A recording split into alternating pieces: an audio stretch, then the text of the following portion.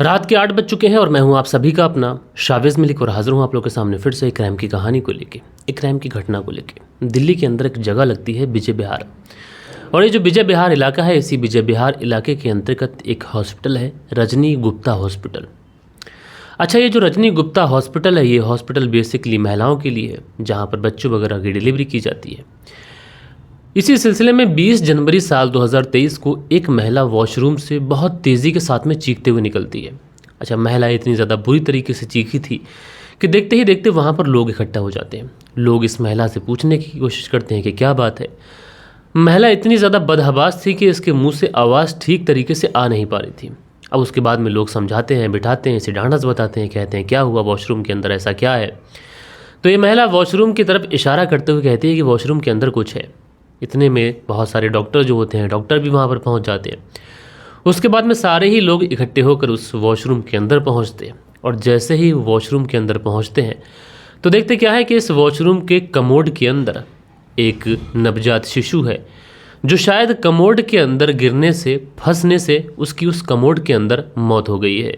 अब जैसे ही डॉक्टर इस तरीके की चीज़ देखते हैं, तुरंत विजय विहार थाने में फ़ोन कर देते हैं। अब जाहिर सी बात है कि इस तरीके से एक नवजात के कत्ल का भी मामला, और इस तरीके से बच्चे को जो सीट होती है उस कमोड के अंदर छोड़ के जाना, ये भी अपने आप में एक बड़ा अपराध है। लिहाजा पुलिस को फ़ोन किया जाता है। जाहिर सी बात है कि इस हॉस्पिटल के अंदर कोई तो ऐसी महिला थी जिसने इस वॉशरूम के अंदर बच्चे को जन्म दिया, उसके बाद में अपने बच्चे को यहीं पर फेंक कर 9-11 हो गए। पुलिस पहुंचती है। पहुंचने के बाद में जो बच्चा होता है, उस बच्चे को उस कमोड से रिकवर किया जाता है। अब पुलिस पूछताछ शुरू करती है। पूछताछ में सबसे पहले हॉस्पिटल के स्टाफ से पूछा जाता है कि वो कौन महिला थी। अब ऐसे कौन बता दे कि वो कौन महिला थी। लिहाजा उसके बाद में हॉस्पिटल का जो रिकॉर्ड होता है, उस रिकॉर्ड को खंगाला जाता है कि कितनी महिलाएं यहाँ पर एडमिट थीं, कौन ऐसा है जो महिलाएं यहाँ पर डिलीवरी के बाद में छुट्टी पर चली गई हैं, और कितनी ऐसी महिलाएं हैं जो नई एडमिट हुई हैं। जब सारे ही रिकॉर्ड खंगाले जाते हैं तो इसमें एक नाम सामने आता है, और ये नाम होता है सीमा का।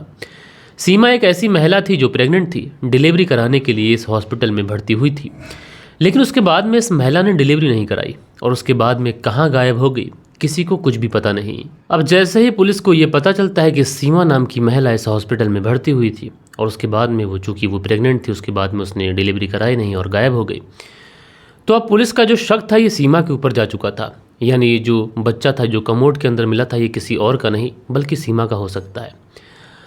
अब पुलिस को सीमा को ढूंढना था, लेकिन मुश्किल ये थी कि जो हॉस्पिटल का रिकॉर्ड होता है, वहाँ पर कुछ ऐसे डॉक्यूमेंट्स, कुछ ऐसे लीगल डॉक्यूमेंट्स जमा नहीं थे कि जिसके आधार पर ये पता किया जा सके कि सीमा कहाँ से आई थी, कहाँ की रहने वाली थी। अब इतना बड़ा हॉस्पिटल, इतना बड़ा दिल्ली, ऐसे में कोई लीगल डॉक्यूमेंट्स नहीं, तो महज एक नाम के आधार पर एक लड़की को ढूंढ लेना दिल्ली जैसे शहर में, ये एक तरीके से इतना ज़्यादा इम्पॉसिबल टास्क है कि पुलिस चाहे कुछ भी कर ले, शायद सीमा को ढूंढ ना पाए। लिहाजा उसके बाद में पुलिस फैसला करती है कि चलो ठीक है, अगर कोई लीगल डॉक्यूमेंट्स कुछ नहीं है तो उसके बाद में एक बार हॉस्पिटल के जो सीसीटीवी कैमरास हैं, उन सीसीटीवी कैमरास को चेक कर लिया जाए। अब जैसे ही सीसीटीवी कैमरास को चेक किया जाता है, तो सीसीटीवी कैमरास में चेक करने के बाद में पुलिस की जो किस्मत थी शायद पुलिस के साथ आती है, और एक सीसीटीवी कैमरे के अंदर जो सीमा होती है ये कैप्चर हो जाती है। लेकिन सीमा के साथ साथ 3 और लड़के उसमें दिखाई पड़ रहे थे। यानी सीमा के साथ में 3 और लड़के थे। टोटल 4 लोग आए थे। सीमा के साथ में एक लड़का संदीप, और उसके बाकी के शायद 2 दोस्त हो सकते हैं या फिर और मिलने वाले। लिहाजा सीसीटीवी फुटेज तो मिल चुकी थी। अब ये चीज़ें तो साफ़ हो चुकी थी कि सीमा प्रेग्नेंट थी, हॉस्पिटल के अंदर आई, बच्चे को जन्म दिया, और उसके बाद में यहाँ से 9-11 हो गई। लेकिन बच्चे को हॉस्पिटल के अंदर जन्म तो दिया, लेकिन वो किसी बेड पर नहीं दिया बल्कि वॉशरूम के अंदर दिया, और जिसकी वजह से उस मासूम की जान भी चली गई। लिहाजा फिर क्या था कि पुलिस के पास में सीसीटीवी फुटेज तो थे, लेकिन अब सीसीटीवी फुटेज के आधार पर किसी को इतने बड़े शहर में खोजना, ये पुलिस के लिए कोई आसान काम तो था नहीं। अब क्या था, पुलिस आसपास के इलाकों में तमाम जगहों पर हॉस्पिटल से निकलते हुए किसी स्टाफ से, किसी से पूछताछ करती है कि किसी ने इस तरीके की महिला को तेज़ तेज़ भागते हुए देखा, या फिर आसपास में कहीं जो चौराहे होते हैं वहाँ पर सीसीटीवी कैमरा होते हैं, वहाँ पर चेक करने की कोशिश करती है। हर तरीके से, हर एंगल से पुलिस छानबीन कर रही है। लेकिन दोस्तों, पुलिस के लिए मुश्किल ये थी कि पुलिस के पास में ना तो उस महिला का कोई एड्रेस था, ना कोई लीगल डॉक्यूमेंट्स था, और पुलिस के पास में महज एक तस्वीर थी, और एक तस्वीर के आधार पर इतने बड़े शहर के अंदर उस महिला को ढूंढना बहुत ही ज़्यादा मुश्किल था। हर तरीके से पुलिस वाले अपनी कोशिश तो कर रहे थे, लेकिन जो ये दोनों थे यानी संदीप और ये लड़की सीमा, इसका कहीं पर भी कोई पुलिस को कुछ पुख्ता जानकारी मिल नहीं पा रही थी। पुलिस ने किराना स्टोर, चौराहों के सीसीटीवीज़ और जगहों के सीसीटीवी जहाँ भी पॉसिबल हो सकता था पुलिस वालों ने छानबीन की थी। लेकिन पुलिस वाले जब इस लड़की का फ़ोटो दिखा कर बार बार लोगों से पूछताछ करते थे, तो एक मेडिकल स्टोर वाला ऐसा था जो पुलिस को बहुत देर से नोटिस कर रहा था और मेडिकल स्टोर वाला समझ रहा था कि शायद ये लोग किसी को ढूंढ रहे हैं। उसके बाद में वो मेडिकल स्टोर वाला पुलिस के पास पहुंचता है और कहता है कि ये फ़ोटोग्राफ से एक बार मुझे दिखाएंगे कि आप किसे ढूंढ रहे हैं। अच्छा, फिर क्या था कि पुलिस वाले वो फोटोग्राफ्स उस मेडिकल स्टोर वाले को भी दिखाते हैं। अब जैसे ही मेडिकल स्टोर वाला वो फोटोग्राफ्स को देखता है तो देखते ही पहचान लेता है।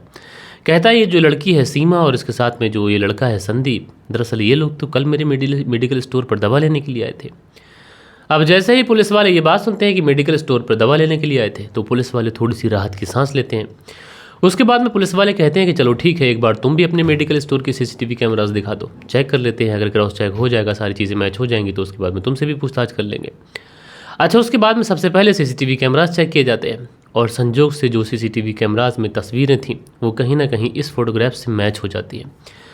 उसके बाद में जब इस दुकानदार से पूछताछ की जाती है तो ये जो दुकानदार था ये एक ऐसा क्लू दे देता है कि पुलिस को इस पूरे मामले में जो सीमा और संदीप थी इनकी लोकेशन मिल जाती है। दरअसल दोस्तों, वो जो दुकानदार वाला होता है वो बताता है कि साहब, जो लड़का साथ में था संदीप, उसने मेरे फ़ोन में पेटीएम किया था।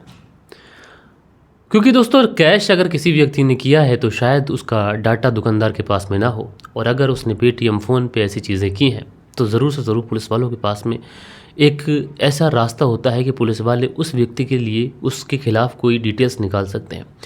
फिर क्या था, पुलिस वाले ऑनलाइन ट्रांजैक्शन की डिटेल्स खंगालते हैं और जो ये संदीप होता है और ये जो सीमा होती है, पुलिस उसके बाद में इन दोनों के गिरबान तक पहुंचती है। इनसे पूछताछ करती है और उसके बाद में ये जो सीमा और संदीप होते हैं ये एक ऐसी कहानी सुनाते हैं कि आज के इस दौर में न जाने कितनी ही लड़कियों की ये सच्चाई है। दरअसल जो सीमा और ये जो व्यक्ति संदीप होता है ये दिल्ली में पिछले कुछ समय से रह रहे थे। दोनों के आसपास कोई ऐसा व्यक्ति नहीं था जो इन दोनों को जानता हो। इसी वजह से जो सीमा और संदीप थे ये दोनों एक दूसरे के नज़दीक आ जाते हैं। अब दोनों एक दूसरे के नज़दीक आते हैं। नज़दीक आने के बाद में इन दोनों के बीच में मोहब्बत होती है। मोहब्बत कुछ इस कदर बढ़ती है कि अब ये दोनों लिव इन में रहने का फैसला कर लेते हैं। और दोस्तों, आज के दौर में लिव इन में जितने क्राइम हो रहे हैं शायद इस बात का अंदाज़ा किसी को भी नहीं है, क्योंकि बहुत सारे ऐसे केस हुए जो बहुत ज़्यादा चर्चित भी हुए, लेकिन अनगिनत ऐसे केस भी हैं जिन केसों में ज़्यादा चर्चा नहीं हो पाई। अब सीमा और ये संदीप एक दूसरे के साथ में रह रहे हैं। उसके बाद में एक दूसरे के साथ में ये इंटीमेट भी होते हैं। जब इंटीमेट होते हैं तो जो सीमा होती है ये प्रेग्नेंट भी हो जाती है। लेकिन जब इसके प्रेग्नेंट होने की खबर जो थी वो इस संदीप को लगती है, जब तक शायद बहुत ज़्यादा देर हो चुकी थी, क्योंकि जो प्रेग्नेंट हुई थी जिस डेट में, और जब पता चला था, जब तक इतना ज़्यादा समय हो चुका था कि इसको ऑपरेशन कराकर या फिर यूँ कहें कि कुछ टैबलेट्स देकर बच्चे को ख़त्म नहीं किया जा सकता था। इसलिए ये लोग फैसला करते हैं कि हम लोग इंतज़ार करेंगे। अब इंतज़ार करेंगे तो उसके बाद में जो सीमा थी ये सोचती है कि अगर बच्चा पैदा हो गया तो फिर उसकी कस्टडी कौन लेगा। संदीप भी पूरी तरीके से तैयार नहीं था, लेकिन बच्चे को भी पैदा करना था, तो उसके बाद में करें तो करें क्या, पाप भी ना लगे। उसके बाद में संदीप और सीमा प्लानिंग करते हैं, और प्लानिंग इन लोगों की ये होती है कि बच्चा हम लोग पैदा करेंगे, लेकिन घर पे पैदा करेंगे तो कोई दिक्कत आ गई तो फिर जान के लेने देने पड़ जाएंगे।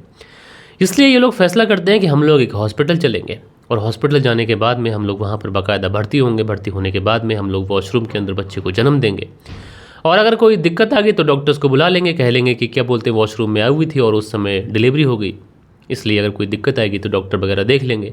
और अगर कोई नहीं देख पाएगा तो बच्चे को हम लोग वॉशरूम में ही छोड़ देंगे और वहाँ से 9 to 11 हो जाएंगे। कोई तो ऐसा होगा जो इस बच्चे की कस्टडी ले लेगा, बच्चा भी पाल पोस कर बड़ा कर देगा, तो इसलिए हमें पाप भी नहीं लगेगा। इत्तेफाक से ऐसा ही होता है। सीमा और संदीप हॉस्पिटल पहुँचते भी हैं, रजनी गुप्ता हॉस्पिटल में। वहाँ पर जाने के बाद में इस वॉशरूम के अंदर बच्चे को जन्म भी देता है, और जो संदीप है और ये सीमा जो है उसी बच्चे को उसी वॉशरूम के अंदर छोड़कर ये लोग 9 to 11 हो जाते हैं। लेकिन इत्तेफाक से वो जो बच्चा था ये सीट की कमोड में फंस जाता है, और सीट की कमोड में फंसता है, और फंसने के बाद में वहीं पर रोते रोते दम तोड़ देता है। अब चूंकि एक कत्ल का मामला था, इसलिए जो सीमा होती है और ये जो संदीप होता है, इन दोनों को अरेस्ट किया जाता है। अरेस्ट करने के बाद में इन्हें जेल भेजा जाता है। दोस्तों, ये कहानी मैंने आप लोग को इसलिए सुनाई है कि इस कहानी की ही तरह एक और सिमिलर कहानी है। अब चूंकि मैंने सोचा कि जो अगल बगल की कहानी है, सेम जगह, सेम पैटर्न, सारी चीज़ें सेम, तो सोचा ये कहानी को भी आप लोगों को बताना चाहिए। और दोस्तों, ये कड़वी सच्चाई है जिसे हर किसी इंसान को मानना भी चाहिए। तो कहने का मतलब यही है कि इन सारी चीज़ों से इंसान को हमेशा बचना चाहिए। अब आते हैं सीधा सीधा आज की कहानी का रुख करते हैं। और दोस्तों आज की कहानी के अंदर जो कातिल है वैसे तो बहुत ज़्यादा साधारण व्यक्ति है, बहुत ज़्यादा आम सा इंसान है, लेकिन इसने जो जहन दिमागी लगाई और जिस तरीके से इसने कत्ल किया, यकीनन दोस्तों आप देखेंगे कि ऐसी प्लानिंग थी कि शायद जिसको सुनने के बाद में आप लोग पूरी तरीके से हिल जाएं। और आज की कहानी भी दिल्ली से है और दिल्ली में इसी जगह जो विजय विहार इलाका है यहीं से है। बेसिकली इस कहानी की शुरुआत यूपी से होती है। यूपी में रहने वाले सत्यपाल, जिनकी शादी एक रजनी नाम की महिला से होती है। अब रजनी के साथ में सत्यपाल की शादी होती है। शादी होने के बाद में दोनों पति पत्नी एक दूसरे के साथ में अच्छे तरीके से ज़िंदगी बिताना शुरू करते हैं। शादी के कुछ समय के बाद में इनके घर में किलकारी गूंजती है। उसके बाद में दूसरी किलकारी, यानी अब दो बेटे हो जाते हैं। परिवार में खर्चे बढ़ते हैं, जिम्मेदारियां बढ़ती हैं। जब खर्चे और जिम्मेदारियां बढ़ती हैं तो जो सत्यपाल और रजनी होते हैं ये फैसला करते हैं कि जहाँ पर हम लोग रहते हैं यहाँ पर इतना कामकाज नहीं है, तो बेहतर यही होगा कहीं ऐसी जगह शिफ्ट हो जाएं जहाँ पर कामकाज मिल जाए और अच्छे से पैसे आ जाएं, जिससे बच्चों की और घर परिवार का भरण पोषण हो सके। इसलिए उसके बाद में ये लोग दिल्ली का रुख करते हैं। दिल्ली का रुख करने के बाद में ये लोग विजय विहार पहुंचते हैं और साल 2019-20 में ये लोग विजय विहार में ही शिफ्ट हो जाते हैं। अब उसके बाद में सत्यपाल और रजनी जब यहाँ पर आकर विजय विहार इलाके में शिफ्ट होते हैं तो उसके बाद में सत्यपाल जो था वो कामकाज देखना शुरू करता है। इत्तेफाक से जो सत्यपाल होता है उसे भी ज़्यादा मशक्क़त करनी नहीं पड़ती है। उसके बाद में एक टेंट हाउस में से काम मिल जाता है। उसके बाद में सत्यपाल उस टेंट हाउस में कामकाज करने लगता है। दिन भर पैसे कमाता, पैसे कमा कर ला के अपनी पत्नी रजनी को देता। इधर जो रजनी थी उन पैसों से अपना भरण पोषण करती, बच्चों की एक तरीके से परवरिश करती, उनको स्कूल लेके जाती, स्कूल से लेके आती, घर का कामकाज करती, कुछ इधर उधर का कामकाज होता तो वो भी कर लेती। यानी कहने को सत्यपाल अब अपनी नौकरी कर रहा था। इधर जो रजनी थी ये घर परिवार को बहुत अच्छे से संभाल रही थी। सारी ही चीज़ें बहुत बढ़िया चल रही थी। कहने को इस परिवार में ज़्यादा पैसे नहीं थे, लेकिन उसके बावजूद भी परिवार में खुशियाँ थीं। कम से कम इतना तो था कि रहने को छत मिल गई थी, खाने को खाना मिल रहा था और अच्छी खासा काम था, नौकरी थी, बच्चे पढ़ पा रहे थे। ये सारी ही चीज़ें कम से कम ठीक थीं। लेकिन उसके बाद में एक तारीख आ जाती है, 4 जून साल 2023। दरअसल 4 जून साल 2023 को जब सत्यपाल अपने घर आता है तो देखता क्या है कि उसकी जो पत्नी रजनी है ये घर पे मौजूद नहीं है। अब उसके बाद में सत्यपाल सोचता है कि हो सकता है कहीं मोहल्ले में चली गई हो या फिर कहीं चली गई हो, आ जाएगी। उसके बाद में थोड़ी बहुत देर इंतज़ार करता है, लेकिन घर में बच्चे मौजूद थे तो अपने बच्चों से पूछता है कि माँ कहाँ गई है। तो जो बच्चे होते हैं वो कहते हैं कि माँ तो तैयार होकर कहीं गई है। अब सत्यपाल सोचता है कि हो सकता है कि मार्केट गई हो, कुछ लेने गई हो। अगर मार्केट जाएगी तो थोड़ा सा बन उन के तो जाएगी। तो उसके बाद में बैठ जाता है, इत्मीनान से बच्चों के साथ में बातें होते करता है, पानी पीता है और उसके बाद में इंतज़ार करता रहता है कि चलो ठीक है शाम तक तो लौट आएगी। लेकिन दोस्तों जैसे ही शाम का वक्त होता है अभी अपनी पत्नी का फ़ोन लगाता है। जब फ़ोन लगाता है तो फ़ोन घर के अंदर ही बोलता है। अब सत्यपाल बड़ा परेशान कि फ़ोन भी घर छोड़ के गई है, शाम होने को आई है और अभी तक लौट कर नहीं आई है। उसके बाद सत्यपाल बाहर निकलता है, पड़ोसियों से पूछताछ करता है कि किसी ने रजनी को देखा क्या। लेकिन कोई भी ऐसा पड़ोसी ये कहने को तैयार नहीं था कि उसने रजनी को कहीं पर देखा है। अब सत्यपाल बेचारा भागा भागा दौड़ा दौड़ा हर उस दुकान पे जाता है जहाँ पर वो जा सकती थी, हर उस घर पे जाता है जहाँ पर रजनी का उठना बैठना, लेकिन कहीं पर भी पता नहीं चल रहा है। उसके बाद में पड़ोसी पूछते हैं कि क्या कुछ हुआ, तो सत्यपाल बताता है कि मैं घर आया तो उसके बाद में रजनी थी नहीं। शाम तक मैंने इंतज़ार किया, फ़ोन लगाया तो फ़ोन घर पर बोल रहा है। अब बेचारे पड़ोसी भी परेशान, पड़ोसी भी ढूंढ रहे हैं, इधर पड़ोसी ढूंढ रहे हैं, इधर सत्यपाल ढूंढ रहा है। इधर बच्चों का रो रो कर बुरा हाल है कि माँ कहाँ चली गई। पड़ोसी जो है बच्चों को जैसे तैसे करके समझाते हैं कि माँ जो है मौसी के यहाँ चली गई है, मामा के यहाँ चली गई है। लेकिन सत्यपाल तो एक तरीके से बड़ा है, उसको कौन भला समझाए। सत्यपाल के पास में तो इतनी समझ है कि आखिरकार क्या कुछ हुआ है। अच्छा, दूसरी तरफ सत्यपाल अपनी पत्नी को ढूंढ भी रहा है, मोहल्ले पड़ोस के लोग भी ढूंढ रहे हैं। लेकिन कहीं ना कहीं सत्यपाल को थोड़ी सी लज्जा भी आ रही है कि उसकी पत्नी गायब हो गई और लोग क्या क्या सोच रहे हैं। लोगों के जहन में तरह तरीके की बातें भी आ रही हैं, क्योंकि अमूमन कोई अगर जवान लड़की, जवान महिला कहीं घर से जाती है तो इंसान का पहला जहन जाता है वो उसी तरफ जाता है। लिहाजा सत्यपाल सोचता है कि लोग सोच रहे हैं, सोचने दो, लेकिन पत्नी गुम हुई है तो उसको तो ढूंढना ही पड़ेगा।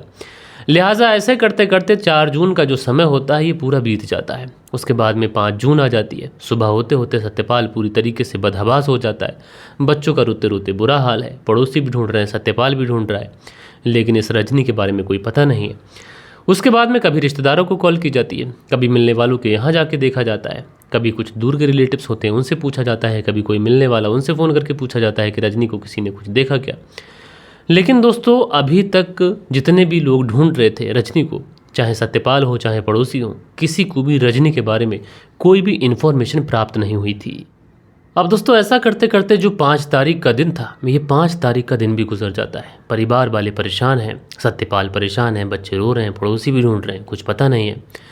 जैसे ही 6 तारीख आती है, सत्यपाल भागा भागा विजयनगर थाने में पहुंचता है। विजय विहार थाने में पहुंचने के बाद में अपनी पत्नी की गुमशुदगी की रिपोर्ट दर्ज कराता है। पुलिस वाले पूछते हैं कि कब गई थी, तो सत्यपाल बताता है कि 4 तारीख की बात है, मैं घर पे लौटा तो वो थी नहीं।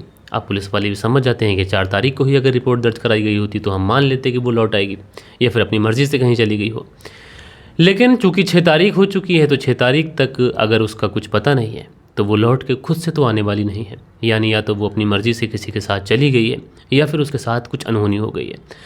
और अगर 6 तारीख तक वो लौट कर नहीं आई है तो वो आगे भी लौट कर नहीं आने वाली है। तो ऐसे में जब वो खुद से लौट कर नहीं आएगी तो इस पूरे मामले के अंदर अब पुलिस को ही कुछ ना कुछ करना पड़ेगा।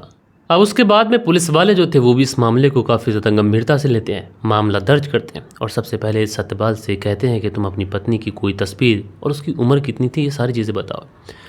तो उसके बाद में पता चलता है पुलिस वालों को कि ये जो रजनी थी इसकी उम्र लगभग 27 वर्ष के आसपास थी। फोटोग्राफ्स पुलिस वाले देखते हैं तो फोटोग्राफ्स से पाते हैं कि रजनी देखने में बेहद ही खूबसूरत। तो ऐसे में पुलिस वालों का जो पहला जहन था वो सिर्फ और सिर्फ इसी तरफ जाता है कि रजनी का हो सकता है कि किसी के साथ में कोई रिश्ता हो और रजनी उसी के साथ चली गई हो। लेकिन जब ये बात सत्यपाल सुनता है तो सत्यपाल कहता है कि नहीं साहब, उसकी जो पत्नी थी बहुत ज़्यादा लॉयल थी, उससे बहुत ज़्यादा मोहब्बत करती थी और जैसा आप सोच रहे हैं ऐसा बिल्कुल भी नहीं है। उसके बाद में पुलिस वाले सत्यपाल से पूछते हैं कि तुम्हारी किसी से कोई दुश्मनी, कोई रंजिश या फिर तुम्हें किसी के ऊपर कोई शक है क्या। तो जो सत्यपाल होता है वो कहता है कि साहब ना तो मुझे किसी के ऊपर कोई शक है और ना मेरी किसी से कोई दुश्मनी है, ना किसी से कोई रंजिश है, ना किसी से कोई पैसों का लेन देन है। हम तो बहुत छोटे से व्यक्ति हैं साहब, बस मेहनत मजदूरी करते हैं, उसी से अपनी ज़िंदगी का भरण पोषण करते हैं। तो ऐसे में भला किसी के ऊपर शक और किसी से दुश्मनी की बात भला मैं कैसे कर सकता हूँ। अब जैसे ही ये बात सत्यपाल फिर से पुलिस वालों से कहता है तो पुलिस वालों का जहन फिर से उसी तरफ जाता है कि हो सकता है कि सत्यपाल को ना पता हो और हो सकता है कि ये जो रजनी है किसी के साथ में मोहब्बत में हो, किसी के साथ में प्रेम प्रसंग में हो और उसी के साथ में चली गई हो। लिहाजा उसके बाद में पुलिस वाले जो होते हैं वो सबसे पहले इस महिला की लास्ट लोकेशन निकालते हैं। लेकिन जब लास्ट लोकेशन निकालते हैं तो पता चलता है कि ये महिला तो फ़ोन अपने घर पे ही छोड़ गई। उसके बाद में पुलिस वाले सोचते हैं कि दिल्ली जैसा इलाका है तो यहाँ पर सीसीटीवी कैमरास तो लगे ही होते हैं, तो एक बार सीसीटीवी कैमरास को भी चेक कर लेते हैं।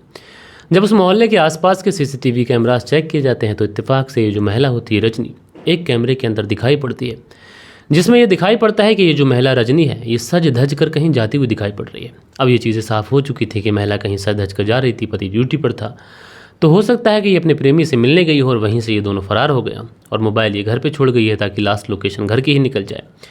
यानी पुलिस वाले भी अब कहीं ना कहीं ये मान बैठे थे कि रजनी का किसी के साथ में कोई अफेयर था और ये उसी के साथ में भाग गई। फिर क्या होता है, पुलिस वाले यहाँ पर आश्वासन देते रहते हैं, कहते हैं चलो ठीक है ढूंढ देंगे, क्योंकि पुलिस वालों को लग ही गया था कि रजनी किसी के साथ भाग गई है। अब इधर आश्वासन देते हैं, इधर जो 1-2 दिन थे वो दिन गुजर जाते हैं।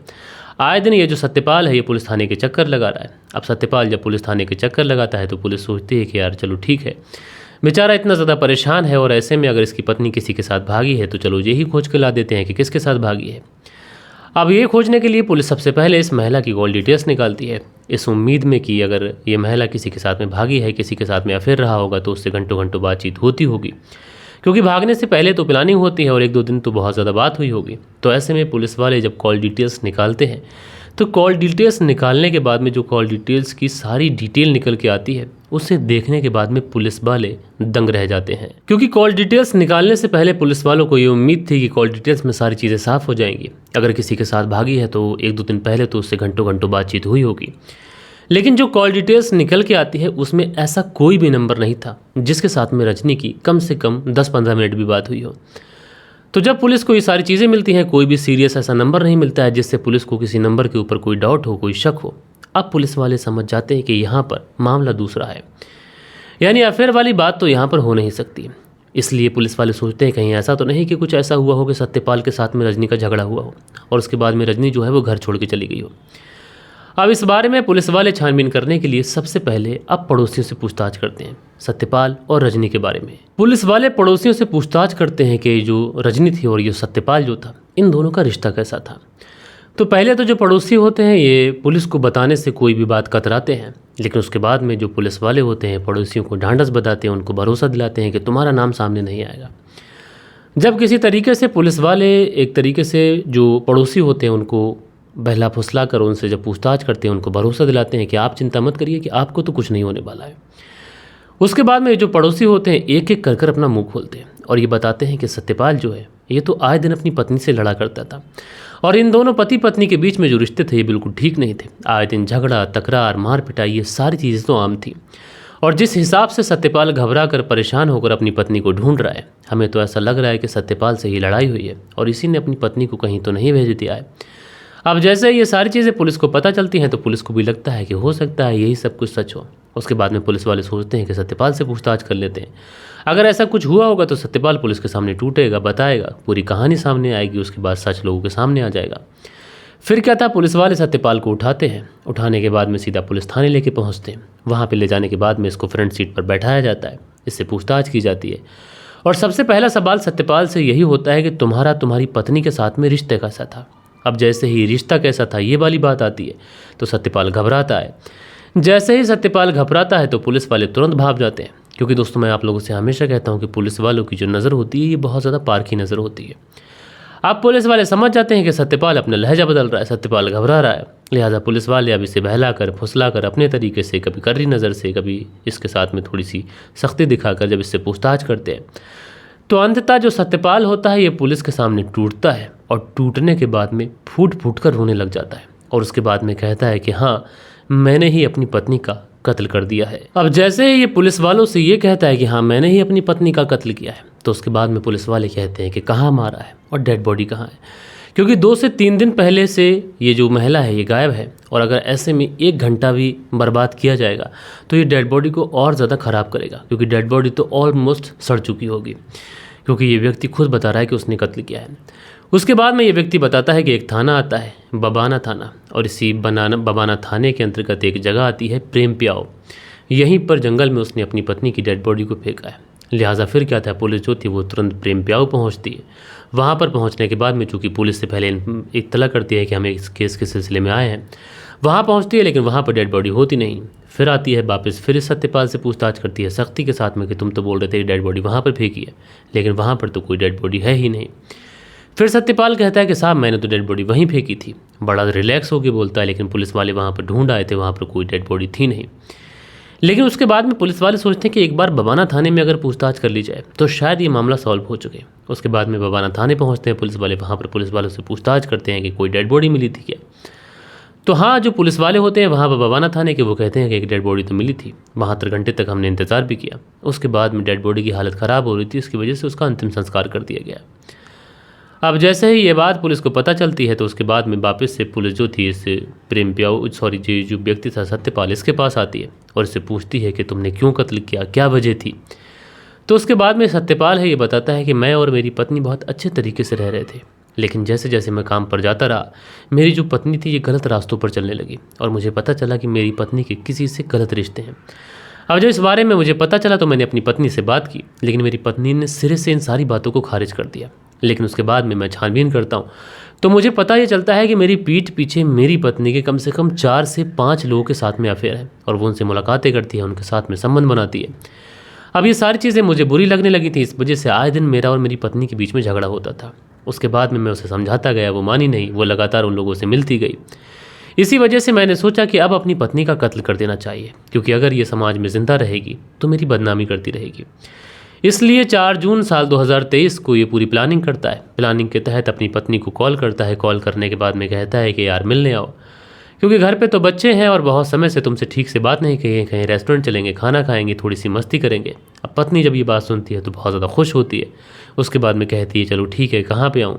तो ये जो प्रेम प्याऊ जगह है, इसी जगह का एड्रेस बताया था बबाना थाने के अंतर्गत।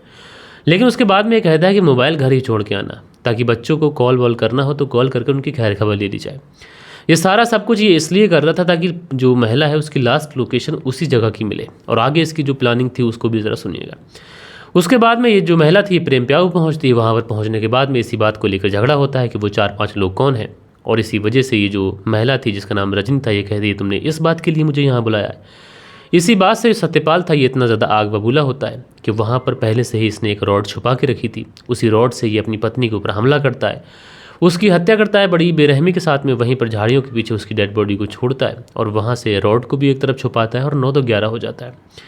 अब यहाँ पर पहले तो ये ढूंढता रहता है लेकिन पुलिस में नहीं जाता है, क्योंकि इसको लग रहा था कि उधर अगर पुलिस वालों को डेड बॉडी मिल जाती है और पुलिस वाले अगर डेड बॉडी का अंतिम संस्कार कर देते हैं तो इधर अगर मैं पकड़ा भी जाऊंगा तो फिर डेड बॉडी बरामद नहीं होगी, इसलिए मैं मुजरिम साबित ठहराया नहीं जा सकता। इसी के तहत ये 2 दिन तक ऐसे ही ढूंढता रहता है और जब इसको पता चल जाता है कि पुलिस वालों को डेड बॉडी मिल गई है उधर बबाना थाने में, उन्होंने अंतिम संस्कार भी कर दिया है, तब जाकर ये पुलिस थाने पहुंचता है और पुलिस थाने पहुंचने के बाद में ये मिसिंग कंप्लेंट दर्ज कराता है ताकि पुलिस वाले इस केस में छानबीन करें, डेड बॉडी मिले ना, और इस तरीके से ये जो केस है ये एक तरीके से अनसॉल्व्ड मिस्ट्री के तहत बंद हो जाए। बहरहाल दोस्तों, आप लोगों ने देखा कि एक व्यक्ति कितना ज़्यादा जहन दिमागी लगाता है और जिसकी वजह से दोस्तों पुलिस को कई दिन तक ये घुमाता रहता है। बहरहाल दोस्तों, आप लोग इस पूरी स्टोरी को किस तरीके से देखते हैं अपनी राय नीचे कमेंट्स में ज़रूर से ज़रूर दीजिएगा। कल के दिन आप लोग के कुछ बेहतरीन से कमेंट्स भी थे, वक्त होता है कि आप लोग के कमेंट्स पढ़ लिए जाएं। सो दोस्तों, कल के दिन जो कमेंट्स थे इसमें मंसूरी भाईजान हैं, लिखते हैं गुड जॉब भाई, तो शुक्रिया मेरे भाई। मोहम्मद रियाज हैं, लिखते हैं नाइस स्टोरी है भाई, आप बहुत अच्छी कहानी सुनाते हैं, शुक्रिया मेरे भाई आपका। खान अकील हैं, लिखते हैं अस्सलाम वालेकुम शाविज़ भाई, स्टोरी बहुत अच्छी है आपकी, तो शुक्रिया मेरे भाई। धीरज सिंह हैं, लिखते हैं गुड जॉब ब्रो, तो धीरज सिंह जी मेरे भाई आपका शुक्रिया। मंसूरी भाईजान लिखते हैं भाई जी हम आपकी कहानी को सऊदी अरब से सुनते हैं, तो मंसूरी भाईजान जी आपका बहुत बहुत शुक्रिया। सुरेंद्र शर्मा हैं, लिखते हैं नमस्कार मलिक भाई साहब, नाइस स्टोरी, सुरेंद्र कुमार श्री विजयनगर राजस्थान से सुनते हैं भाई, बहुत बहुत शुक्रिया। मोहम्मद इमरान हैं, लिखते हैं नाइस भाई, मोहम्मद इमरान फतेहपुर से कहानी सुनते हैं, शुक्रिया। सालिम खान जी कहानी सुनते हैं, बहुत बहुत शुक्रिया। मनदीप वर्मा की पत्नी प्रादीप वर्मा जलंधर पंजाब से कहानी सुनती हैं भाई, बहुत बहुत शुक्रिया। उसके बाद में मंसूरी भाईजान जी कहानी सुनते हैं, बहुत बहुत शुक्रिया। उसके बाद में गोपी खेदी करके आईडी लिखते हैं, गोपी खेदी आला ये इनका नाम है, तो बहुत बहुत शुक्रिया मेरे भाई। इदरीस खान है जो मुंबई से कहानी सुनते हैं भाई, बहुत बहुत शुक्रिया। मंसूरी भाईजान जी का कमेंट है, नरगिस बानो है, लिखते हैं बिल्कुल सही बात है कि किसी सर आपने क्यों शक की बीमारी जो है इंसान परिवार को ख़त्म कर देती है, तो शुक्रिया भाई आपका। सुल्त्यागी हैं, लिखते हैं नमस्कार मलिक भाई साहब, रेन सुल्त्यागी शेनाबुलंद शहर से सुनते हैं, बहुत बहुत शुक्रिया। शाहबुद्दीन जी कमेंट्स करते हैं, मीना जी कमेंट्स करती हैं, लिखती हैं नमस्ते, तो बहुत बहुत शुक्रिया। और उसके बाद में फरजाना सिद्दीकी हैं, लिखते हैं इस फेसबुक इंस्टाग्राम ने कितने घर तबाह किए हैं, फरजाना सिद्दीकी जी आपका बहुत बहुत शुक्रिया। वालिश बिहारी हैं, लिखते हैं मलिक साहब जी नमस्कार, लव मैरिज ज़्यादा दिन तक नहीं टिकती, मैं बहुत लोगों को देख चुका हूँ, थैंक्स सर जी। तो बालिश बिहारी जी, हर चीज़ में ये चीज़ें शायद फिट नहीं हो पाती, मैंने बहुत सारे लव कपल को ऐसा भी देखा है जो पूरी ज़िंदगी एक दूसरे के साथ गुजारते हैं अच्छे तरीके से। उसके बाद में शमसुल अंसारी हैं, लिखते हैं शक एक ऐसा बीमारी है जो अच्छे अच्छे परिवार को बर्बाद कर देता है, शुक्रिया भाई। धीरज सिंह लिखते हैं भाई ग्वालियर का एक वीडियो सोशल मीडिया पर वायरल हो रहा है जिसमें अपनी पत्नी को गोली से मार दिया है, भाई उस कहानी के बारे में कुछ तो बताओ। जी धीरज सिंह जी, मैंने उस कहानी को कल देखा था लेकिन उसके बारे में अभी पूरी डिटेल्स मुझे मिल नहीं पाई है, जैसे ही पूरी डिटेल्स मिलेगी मैं आपको सुनाऊँगा। फरजाना सिद्दीकी हैं, लिखते हैं शक का इलाज हकीम लुकमान के पास भी नहीं था, शुक्रिया आपका। उसके बाद में अशबा करके आईडी लिखते हैं मुझे तो समझ नहीं आता है कि लोग आखिर रिलेशनशिप में ऐसा कैसे कर सकते हैं, तो बहन करते हैं, बहुत सारे लोग, बहुत सारे दरिंदे इस दुनिया में होते हैं। उसके बाद में अगला जो कमेंट है सिद्दीक अहमद जी का है, लिखते हैं फेसबुक मत देखो अगर तुम अच्छे रहना चाहते हो और मेरे मोबाइल में फेसबुक नहीं है, तो डॉक्टर सिद्दीक अहमद जी आपने लोगों को अच्छी सलाह दी। मैं भी यही कहता हूँ कि सोशल मीडिया के ऊपर जो रिलेशनशिप होती हैं इनके ऊपर भरोसा नहीं किया जा सकता। बहरहाल दोस्तों, ये कुछ प्यारे प्यारे कमेंट्स थे और ये थी कहानी। आप लोगों को कहानी कैसी लगी आप लोग कमेंट्स करके ज़रूर से ज़रूर बताएगा। और दोस्तों, चैनल को फिर से खड़ा करने में आपकी मोहब्बत की, आपके प्यार की, आपके सपोर्ट की ज़रूरत है और उसके लिए बस आप लोग को ये काम करना है कि अपने दोस्तों यारों के साथ में वीडियो को शेयर करना है, वीडियो को लाइक करने की कोशिश करनी है और वीडियो पे ज़्यादा से ज़्यादा कमेंट्स करने हैं। बाकी दोस्तों, मिलते हैं कल के दिन किसी और स्टोरी के साथ में। जब तक के लिए अपना ख्याल रखें, देश का ख्याल रखें, परिवार के रिश्तों की अहमियत को समझें। जय हिंद, जय भारत।